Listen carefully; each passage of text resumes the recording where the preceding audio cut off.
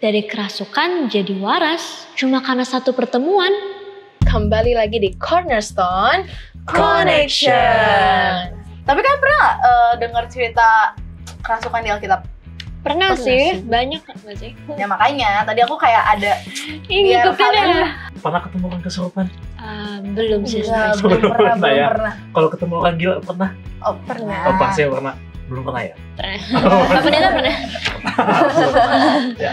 Apa yang dia terima sebelumnya dan apa yang sudah dia dapatkan setelahnya, satu pengharapan ini dia. Satu pengharapan yang didapatkan oleh pria itu, maka Yesus inginkan bahwa dari dialah datang pekabaran baik bagi orang-orang yang belum mengenal akan Yesus.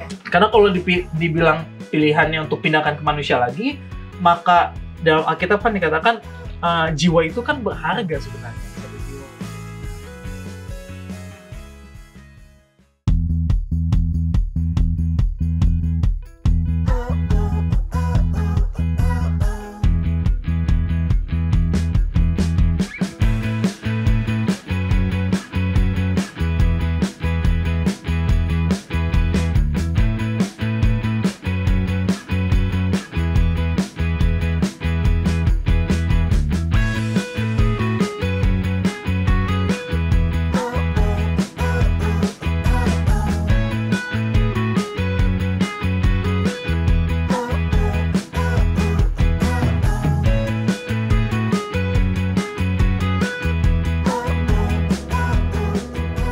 Iya kan, kafe yang kemarin itu bagus banget. Bener, aku pengen sih datang lagi ke sana.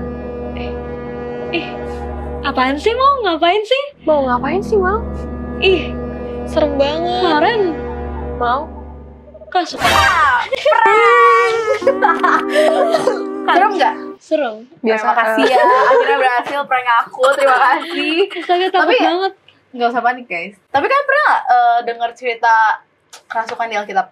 Pernah Pernah sih, sih. banyak nggak sih? Ya makanya tadi aku kayak ada Ini biar ngikutin kalian ya.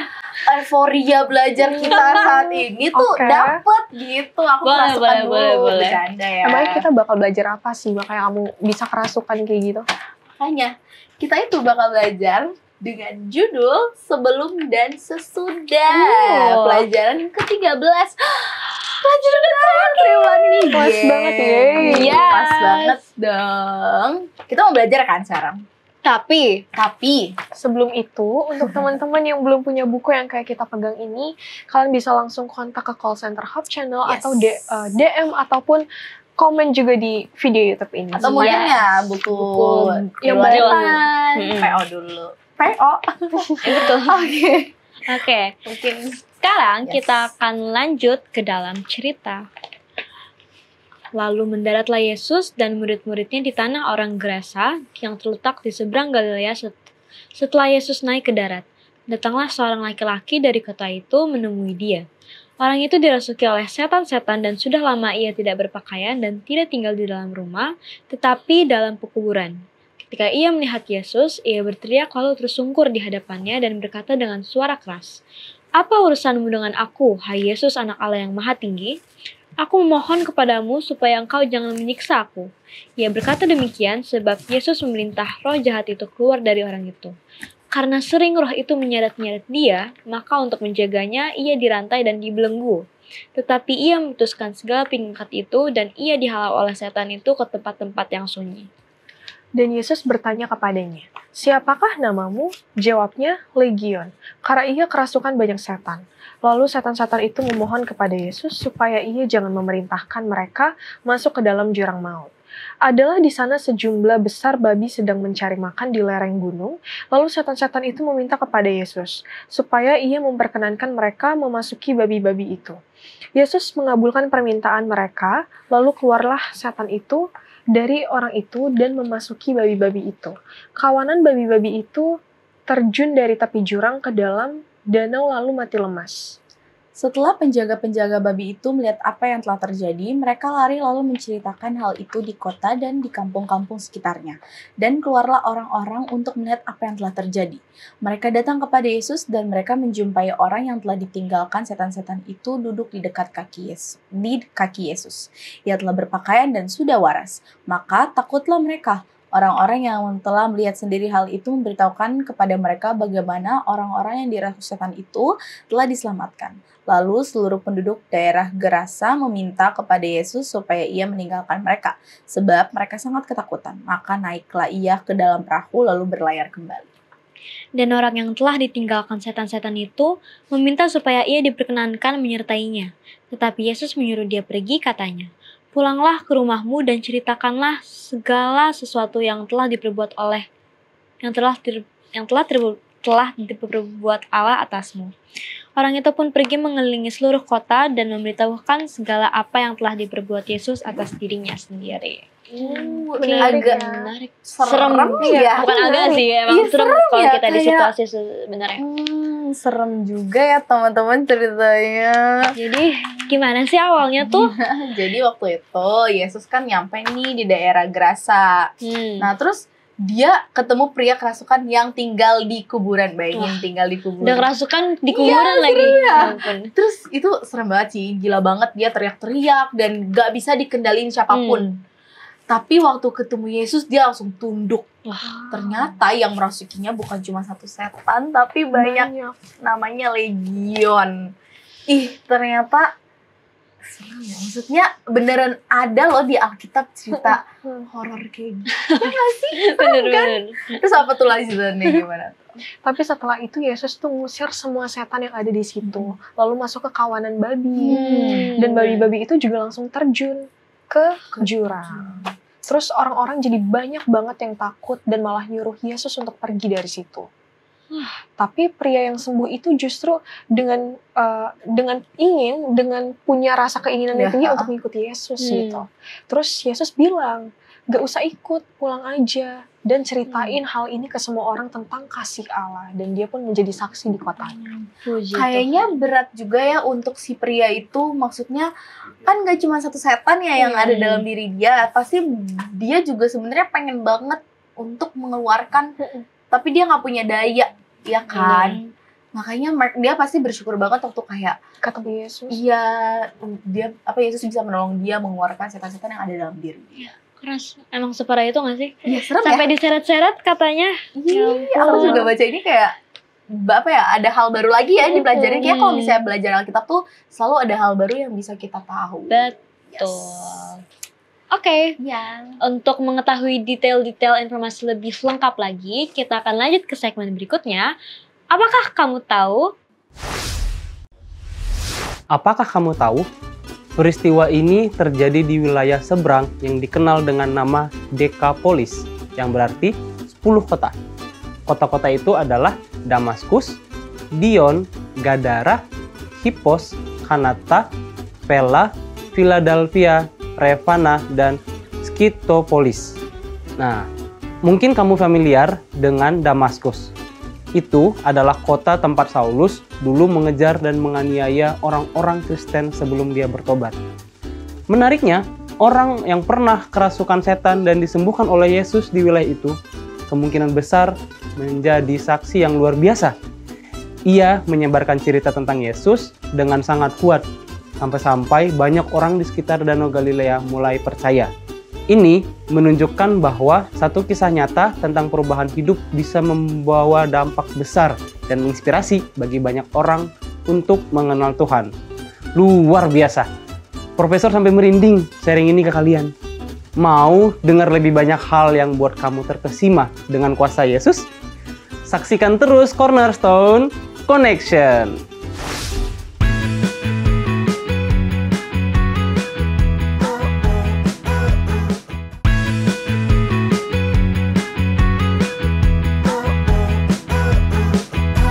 Kembali lagi di Cornerstone Connection. Program ini hadir untuk membimbing kamu dan kita mempelajari Alkitab lebih dalam lagi. Dan saat ini sudah hadir bersama dengan kita narasumber Pak Pendeta Andreas. Shalom Pak Shalom, Pendeta. Pak Pendeta. Shalom. Apa kabar Pak Pendeta? Baik Sehat, sekali. Pendeta. Sehat, Sehat. kuat, Puji semangat. Tuhan. Tuhan. Luar biasa. Kok kalian hitam-hitam ya? Iya. Aku biru sendiri. Beda Ini kan sendiri. menyesuaikan tema pelajaran Jadi minggu aku ini. nggak Gak apa-apa, celana kamu kan hitam. Oke, terima kasih ya. Oke, kita udah baca-baca dari Pak Pendeta tentang apa judulnya? Sebelum dan sesudah. Jadi Sakai bacakan ayat ini. Ayat intinya terdapat dalam Lukas 8 ayat 38 dan 39. Dan orang yang telah ditinggalkan setan-setan itu meminta supaya ia diperkenankan menyertainya. Tetapi Yesus menyuruh dia pergi, katanya, "Pulanglah ke rumahmu dan ceritakanlah segala sesuatu yang telah diperbuat Allah atasmu." Orang itu pun pergi mengelilingi seluruh kota dan memberitahukan segala apa yang telah diperbuat Yesus atas dirinya. Tadi kan kita udah baca nih Pak Pen tentang cerita yang tadi kita baca. Tapi kita punya beberapa pertanyaan yang pengen kita tanyain. Yang pertama adalah, apa yang bisa kita pelajari dari sikap Yesus yang menyuruh pria yang disembuhkan itu untuk menceritakan apa yang telah dilakukan Allah? Oke, jadi kita mau tahu ya gimana ya. Mau banget bukan dong, mau Pak tahu Pendeta. gimana kesurupan, enggak ya? Bukan. Ya. Jadi memang pelajaran kita di pelajaran yang ke-13 ini menceritakan bagaimana perjalanan Yesus ke Geraza. Jadi ini kita harus tahu dulu ya, Geraza ini satu tempat yang isinya bisa dibilang orang-orang yang gak kenal, gak tahu akan siapa Yesus. Jadi isinya kalau itu apa ya istilahnya? Ya orang yang nggak tahu lah ya tentang kebenaran itu gitu ya. Bukan orang pedalaman. Mereka juga bukan pedalaman karena di Geraza itu adalah tempat yang di pasukan Roma, ya pasukan Roma, tentara-tentara Roma itu tinggal. Jadi kayak perbatasan, ya. Jadi perbatasannya. Jadi sebagaimana Yesus yang menyembuhkan orang yang kesurupan gitu ya. Pernah ketemu orang kesurupan? Belum sih. Belum pernah. Kalau ketemu orang gila pernah? Oh, pernah. Oh, pasti pernah. Belum pernah ya? Pernah. Pak Pendeta pernah? Ya. Mungkin lebih seram daripada itu ya, lebih seram daripada itu. Bahkan yang Yesus lakukan pada saat itu adalah perjalanan yang bisa dikatakan bukan hanya seorang diri saja, tapi dia pergi bersama dengan murid-muridnya. Ya, jadi dia dengan murid-muridnya pergi ke sana.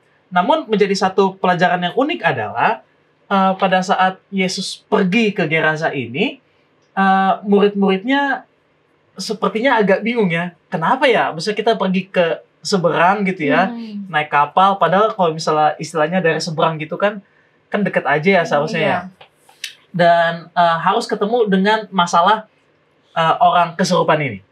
Karena yang dialami oleh Yesus bersama dengan murid-muridnya waktu dia tiba di Geraza tidak seperti pada saat tiba di tempat-tempat yang lain. Kalau tempat-tempat yang lain kan Yesus langsung disambut gitu ya, banyak orang datang. Tapi ini enggak. Tapi Yesus sendiri pun pada saat dia turun langsung ada orang kesurupan.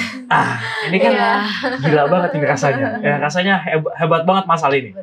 Dan pelajaran yang bisa kita ambil bagaimana Yesus menyembuhkan orang tersebut.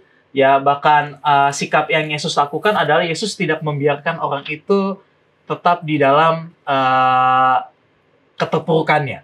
Ya, bisa saja orang kesurupan kan ada aja ya karena suka nonton film horor. Ada suka nonton film horor? Kadang. Kebetulan takut.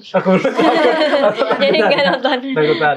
Ya, pendeta dulu orangnya suka nonton film horor, bahkan di gelap-gelapan nonton film horor. Pernah kerasukan ada benar? Enggak pernah. Puji Tuhan. Enggak.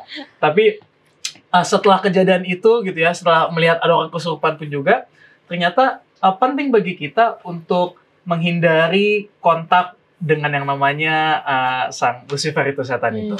Ya, tapi bahkan kita pelajari bahwa yang Yesus lakukan, bahkan apa yang Yesus suruh kepada pria itu adalah pada saat dia sembuh, ya udah kasih kabar ke keluargamu. Ya, jadi Yesus punya satu misi penting bahwa apa yang dia terima sebelumnya dan apa yang sudah dia dapatkan setelahnya, satu pengharapan satu pengharapan yang didapatkan oleh pria itu. Maka Yesus inginkan bahwa dari dialah datang pekabaran baik bagi orang-orang yang belum mengenal akan Yesus. Jadi memang sikap yang Yesus lakukan dalam menyuruh pria tersebut dan juga menyembuhkan adalah salah satu hal yang mukjizat yang luar biasa, yang bisa dikatakan satu pekabaran meskipun orang dikucilkan tapi bisa jadi pekabar yang bagus, pekabar yang baik, bukan bagi lingkungan saya tapi bagi keluarganya terlebih dahulu. terima kasih Pendeta. Apalagi dia dari mungkin udah terkenal kali ya. Dia kan itu yang kerasukan. Tapi Iya. pasti kalau orang tahu dia kalau setan-setannya keluar, pasti itu menurut aku sih itu kabar yang luar biasa sih. Nah, aku juga mau nanya Pak Pendeta. Tadi disebut nih di sini kan kalau misalnya dia itu siapakah namamu kan Yesus tanya, dibilangnya Legion. Nah, apa sih Pak Pendeta arti nama Legion yang disebutkan oleh setan dalam pria itu? Iya, jadi kalau kita belajar dari Alkitab, kita baca dalam Alkitab, Legion sendiri pun juga menandakan bahwa jumlahnya banyak, gitu ya. Legion. Jadi Legion itu kalau tahu dalam pasukan Romawi, itu kan Legion berarti sekumpulan pasukan yang banyak. Bisa 1.000, bisa 2.000, bahkan bisa sampai 6.000. Itu menandakan bahwa setan yang masuk di dalam tubuh pria itu cukup banyak. Ya, bukan cukup banyak, sangat banyak sebenarnya sangat banyak. Jadi saking banyaknya, maka dilemparkan ke babi-babi itu. Iya, jadi saking banyaknya kan, saking banyak. Jadi sampai orang pun juga takut mau ketemu orang itu, janganlah. Karena kan orang yang kesurupan itu pun juga tenaganya bisa lebih kuat daripada manusia pada umumnya. Betul. Terima kasih Pak Pendeta, berarti sangat banyak. Sangat banyak. Oke. Oke, tadi kan Pak Pendeta sempat mention setan-setannya masukin ke babi-babi. Itu apa makna dari kejadian itu, Pendeta? Kenapa harus babi-babi itu? Iya, jadi kalau mau dibilang kenapa dimasukin, bukan dimasukin, dipindahin gitu ya. Dimasukin kayak aneh banget ya, ambigu banget. Ya, kalau dibilang dipindahkan ke babi-babi itu, maka lebih, kalau misalnya dipindahkan ke manusia lain, kan sama aja ya, sama aja bohongnya rasanya ya. Sedangkan pada saat itu kan kejadiannya, ada seorang orang yang membawa babi-babi itu, ya, seorang peternak lah bilangnya, seorang peternak yang membawa babi itu, maka di lingkungan itu kan tinggal itu aja pilihannya. Karena kalau dibilang pilihannya untuk pindahkan ke manusia lagi, maka dalam Alkitab kan dikatakan jiwa itu kan berharga sebenarnya, satu jiwa manusia itu berharga. Maka yang Yesus lakukan dipindahkan ke babi itu, karena pada saat babi itu mati, ya, kan itu kan tidak merugikan manusia secara jiwanya mereka. Ya. Tapi kan secara yang materi aja, sedangkan materi pun juga bisa dicari. Jadi kenapa dikatakan harus ke babi-babi itu sih? Ya memang cuman itu. Masa dipindahin ke murid-muridnya nggak mungkin, ya kan? Jadi ke babi-babi itulah jadi solusinya yang Yesus lakukan, sehingga orang yang kerasukan itu pun juga bisa selamat secara jiwa. Meskipun Yesus pada saat itu diusir ya sama peternaknya gitu ya. Peternak babi itu, bahkan peternak itu pun juga sampai ke kota gitu kan, ke kota bilang, ini nih ada orang yang buat rugi saya. Ya kan, buat rugi saya. Nah, kadang-kadang kita pun juga merasa bahwa pada saat kita berbuat baik, orang lain melihat pun juga belum tentu baik di mata mereka. Padahal udah baik banget ya. Udah baik banget. Tapi ada aja orang yang nggak menerima kebaikan kita. Tapi ingat bahwa apa yang kita lakukan, apa yang kita bantu kepada orang-orang di sekitar kita, merupakan perpanjangan tangan daripada Tuhan. Amin. Terima kasih Pak Pendeta. Sama-sama. Semoga pertanyaan-pertanyaan yang sudah kita tanyakan ke Pendeta bisa terjawab juga untuk teman-teman. Dan pada saat ini kita akan menyaksikan segmen Apakah Pendapatmu?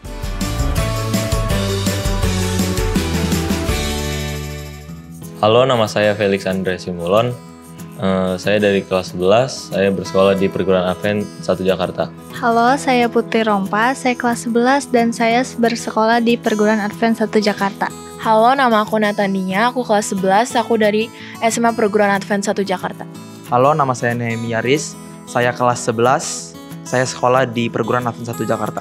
Halo, nama saya Christopher Samuel Leonard Sinaga, saya kelas 11 dan saya berasal dari Perguruan Advent 1 Jakarta.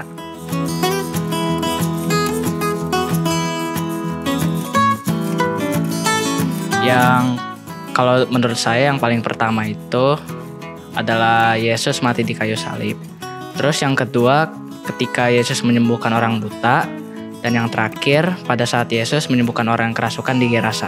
Yang pertama cerita mengenai Yesus mengubah air menjadi anggur. Yang kedua Yesus membangkitkan Lazarus.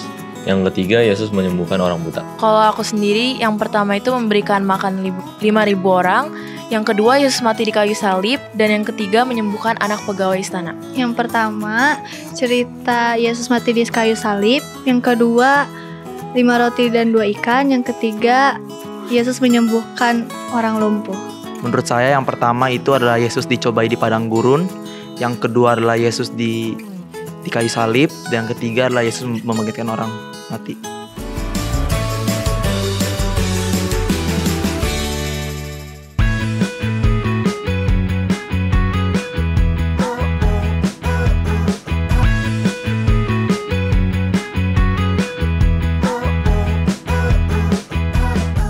Kembali lagi di Cornerstone Connection. Kita udah mendengar respon yang sangat bagus dari teman-teman kita itu. Sekarang aku mau tanya ke kalian. Coba kasih satu topik satu cerita tentang Yesus yang menurut kalian menginspirasi kalian secara pribadi. Kita mulai dari yang paling tua dulu atau? Waduh, kayaknya gue tua banget. Gak ada, kita pendeta.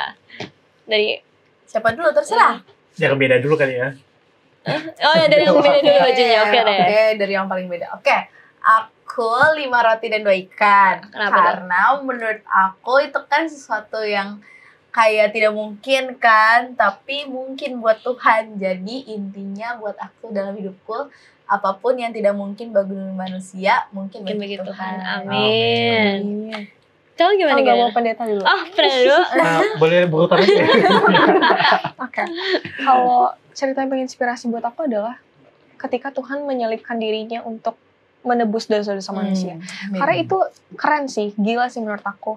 Karena Tuhan benar-benar rela berkorban, memberikan dirinya hanya untuk manusia. Betul. Amin. Amin. Itu paling klimaks nggak sih dari cerita Yesus? Betul. Pemenang. Yesus.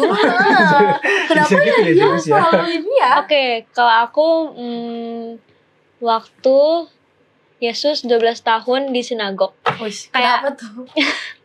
Keren banget gak sih anak 12 tahun berkhotbah ya ke rabi-rabi. Iya, tanya jawab ke rabi-rabi di situ. Genius gitu. Emang bisa 12 tahun ngapain?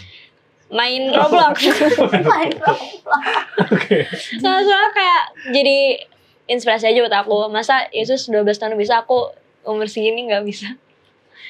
Jadi pengen mau juga sama kayak Yesus. Bisa di Ka'bah, tanya jawab. Sekarang juga bisa tanya jawab. Yang jawab apa pendeta? Oh, kamunya udah menjawab ya? Cuma nanya. Oh iya benar-benar. Oke. Nah, terakhir Pak Pendeta. Nah, pendeta cerita apa ya? Kayaknya banyak banget cerita ya, saking banyak cerita ya. Tapi cerita yang hari ini aja lah. Ya, cerita yang di Gerasa aja. Jadi bagaimana Yesus dapat menyembuhkan orang yang kerasukan, dan orang yang kerasukan ini pun juga dapat menjadi satu perpanjangan, perubahan ya, transformasi yang terjadi. Nah, itu menandakan bahwa kita pun juga sebenarnya bisa berubah juga setelah ada bertemu dengan Yesus. Jangan kesimpulan dulu Pak Pendeta. Masih panjang. Silakan Pak Pendeta memberikan kesimpulan untuk kami yang di studio, teman-teman yang menonton. Baik, menjadi kesimpulan kita pada pelajaran yang terakhir di pelajaran ke-13 adalah pelajaran di mana perjalanan Yesus bersama dengan murid-muridnya bertemu dengan seorang yang kerasukan, dan orang kerasukan ini yang dijauhi, bahkan tidak ada lagi jalan keluarnya. Namun ingat bahwa pada saat Yesus bertemu dengan orang yang kerasukan ini, dia dapat melihat satu pengharapan, dia dapat satu mukjizat yang mengubah akan hidupnya. Yang tadinya kehidupannya penuh dengan kesengsaraan, namun dia pada saat itu bertemu dengan Yesus, dia menjadi pulih seperti orang normal pada umumnya. Dan bukan hanya sampai di situ saja. Pada saat dia mendapatkan kepulihan secara jasmani, dia pun juga mendapat satu pengharapan secara iman dan pengharapannya.